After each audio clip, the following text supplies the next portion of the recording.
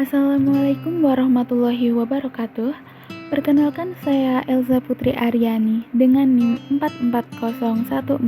4401421064 dari Rombel Pendidikan Biologi A 2021, kelompok 2. Pada video kali ini, saya akan memaparkan mengenai film Coelenterata beserta salah satu contoh spesiesnya. Spesies yang akan dibahas yaitu Aurelia aurita atau dalam nama lokalnya yaitu ubur-ubur. Aurelia aurita ini merupakan hewan yang tergolong dalam film Coelenterata di kelas Scyphozoa. Aurelia aurita tergolong dalam kelas Scyphozoa dikarenakan bentuk tubuhnya yang seperti mangkuk atau payung. Hewan ini tergolong dalam ordo Semaiostome dan famili Ulmaridae. Aurelia aurita memiliki bentuk tubuh simetri radial dengan sisi oral-aboral. Tekstur tubuhnya lunak seperti gelatin, berwarna transparan, dan mengandung banyak air. Tubuhnya tersusun atas dua lapis sel yang disebut dengan diploblastik, yaitu lapisan epidermis pada sisi terluar dan gastrodermis pada sisi dalam. Di antara kedua lapisan tersebut, terdapat lapisan mesoglea. Tubuh Aurelia aurita juga berbentuk konveks atau cembung di bagian atas atau sisi aboral dan konkav atau cekung di bagian bawah atau sisi oral. Di bagian tepinya, terdapat satu deret tentakel tepi pendek yang berdekatan atau yang disebut dengan tentakel marginal. Tubuh bagian atas Aurelia aurita disebut dengan ex-umbrella dan bagian bawahnya disebut dengan sub-umbrella.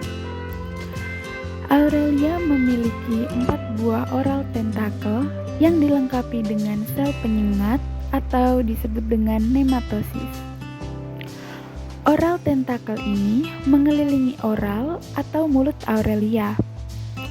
Nah, tentakel marginal berada di sekeliling tepi subumbrella atau wilayah tersebut disebut dengan kanal cincin atau kanal radial.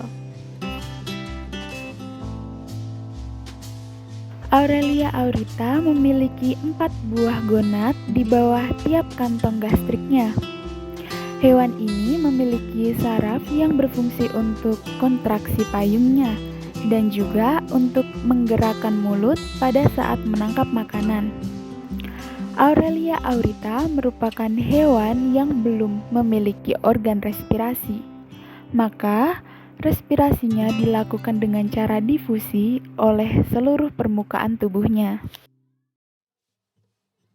Aurelia aurita hidup di seluruh perairan pantai, terutama di perairan hangat berkisar antara 6 derajat Celcius hingga 31 derajat Celcius, dengan suhu optimum 9 derajat Celcius hingga 19 derajat Celcius, dan di perairan laut sedang dengan arus yang cenderung konsisten. Aurelia aurita dapat dijumpai tunggal atau dalam kelompok besar.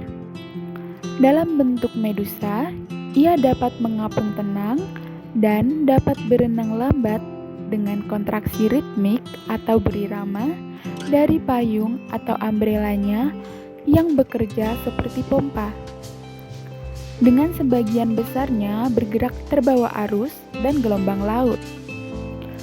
Bila keadaan ombak cukup besar, mereka cenderung bergerak ke arah pantai. Karena hal tersebutlah, ubur-ubur sering dijumpai terdampar di pantai.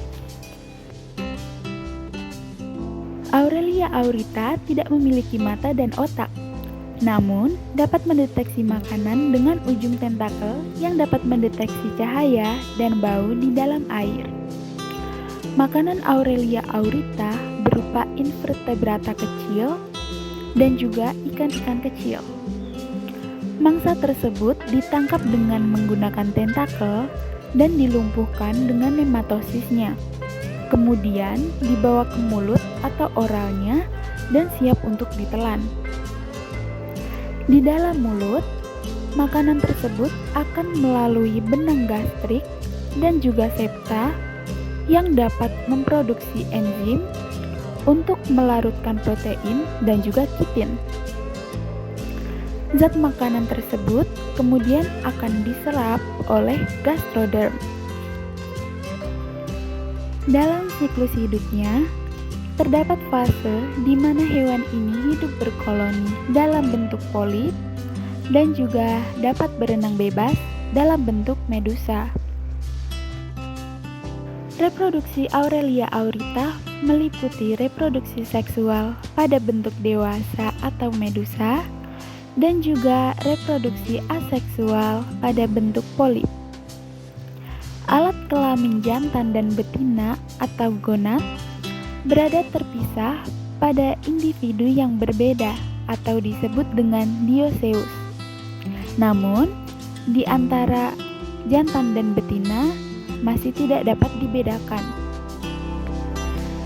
Siklus hidup spesies ini diawali dengan Aurelia aurita jantan mengeluarkan sperma yang kemudian akan ditangkap oleh Aurelia aurita betina dengan tentakel oralnya.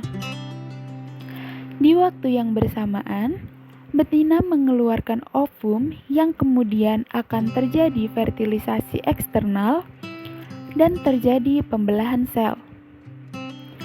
Sel tersebut akan berkembang menjadi larva planula yang dapat bergerak dengan bantuan silia untuk mencari substrat. Kemudian, larva planula tersebut akan menempel dan terus tumbuh menjadi skifistoma, kemudian menjadi strobila. Badan paling ujung dari strobila akan melepaskan diri ketika telah matang yang kemudian disebut sebagai evira. Evira akan terus bertumbuh menjadi medusa muda hingga medusa dewasa dan kemudian akan mengulangi siklus hidupnya kembali.